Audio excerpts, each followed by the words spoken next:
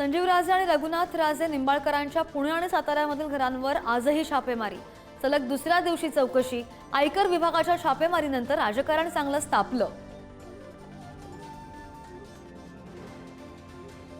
राहुल सोलापूरकरांना गोळ्या घातल्या पाहिजेत। वादग्रस्त वक्तव्यानंतर उदयनराजे संतापले।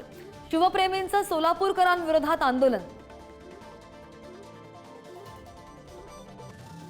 कल्याण शिळफाटा मार्गावरील वाहतूक 5 दिवस बंद।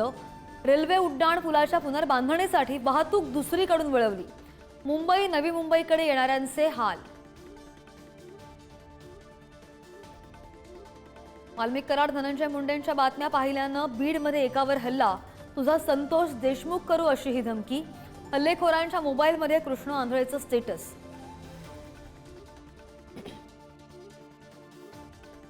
कोल्हापूरमधील विशाळगडावरील अतिक्रमण हटवण्याचे महसूल मंत्री बावनकुळेंचे आदेश।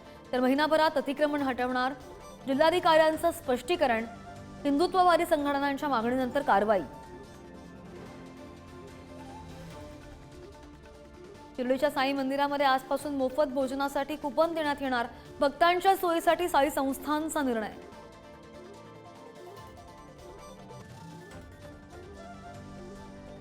तिरुपती देवस्थाननं 18 गैरहिंदू कर्मचाऱ्यांना कामावरून काढलं। इतर विभागातील बदली आणि स्वेच्छानिवृत्तीचा पर्याय। मंदिराचं पवित्र राखण्यासाठी निर्णय। मंदिर समितीचं स्पष्टीकरण। पुणेकरांना मोठा दिलासा। जीबीएस रुग्णसंख्येमध्ये मोठी घट। पुणे शहरात 2 दिवसात अवघा 1 रुग्ण। राज्यामध्ये एकूण रुग्णसंख्या 170 वर। देशातील सर्वात श्रीमंत मुंबई महापालिका कर्जबाजारी होण्याच्या मार्गावर।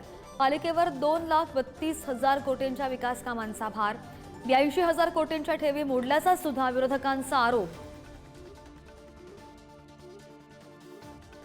नागपूरच्या व्हीसीएस स्टेडियमवर रंगणार भारत विरुद्ध इंग्लंड वनडे मॅचचा थरार। 2,000 पोलिसांचा बंदोबस्त तैनात। ब्लॅकनं तिकीट्स विकणारे दोघे गजाआड।